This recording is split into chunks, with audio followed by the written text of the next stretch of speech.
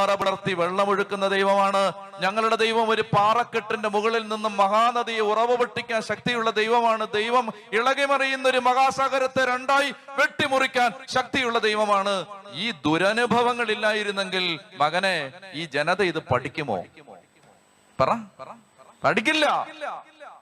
പഠിക്കില്ലെന്ന്.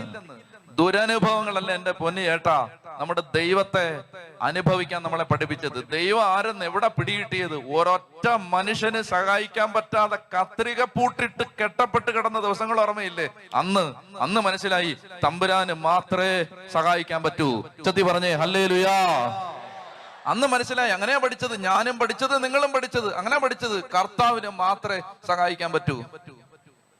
ചിരിച്ചു കാണിച്ചവർക്കും തോളെ കൈയിട്ടവർക്കും കൂടെ കാണുമെന്ന് വാക്ക് പറഞ്ഞവർക്കും ഒന്നും സഹായിക്കാൻ പറ്റില്ല. കർത്താവിന് മാത്രമേ സഹായിക്കാൻ പറ്റൂ എന്ന് തിരിച്ചറിഞ്ഞത് എവിടെയാ? ദുരനുഭവങ്ങളിലാണ്, ദുഃഖങ്ങളിലാണ്.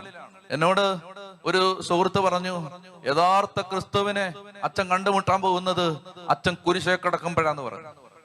ഈ യഥാർത്ഥ ക്രിസ്തുവിനെ ഇപ്പൊ ഈ സന്തോഷമുള്ള സമയത്ത് കാണുന്ന ക്രിസ്തു ഒന്നും റിയൽ ക്രിസ്തു അല്ലെന്ന്. പടക്കം പൊട്ടിക്കുമ്പോഴും പൂത്തിരി കത്തിക്കുമ്പോഴും കാണുന്ന ഒരു കർത്താവ് ഉണ്ടല്ലോ, ആ കർത്താവ് റിയൽ കർത്താവ് അല്ലെന്ന്. യഥാർത്ഥ ക്രിസ്തുവിനെ എപ്പോഴാ കാണാൻ പോണേന്ന് അറിയാവോ? കുരിശേ കിടക്കുമ്പോഴാണ്, ചാട്ടയടി കൊള്ളുമ്പോഴാണ്, വരഞ്ഞു കീറപ്പെടുമ്പോഴാണ്, കൈകളിൽ ആണിയടിക്കപ്പെടുമ്പോഴാണ്, ഒറ്റിക്കൊടുക്കപ്പെടുമ്പോഴാണ്, സകലരും ഉപേക്ഷിക്കുമ്പോഴാണ് യഥാർത്ഥ ദൈവത്തെ നീ കാണാൻ പോകുന്നത്. അതുകൊണ്ട് ദുരനുഭവങ്ങളെ ഓർത്ത് ഒരു ഹല്ലേലൂയ പറഞ്ഞേ. ഹല്ലേലൂയ.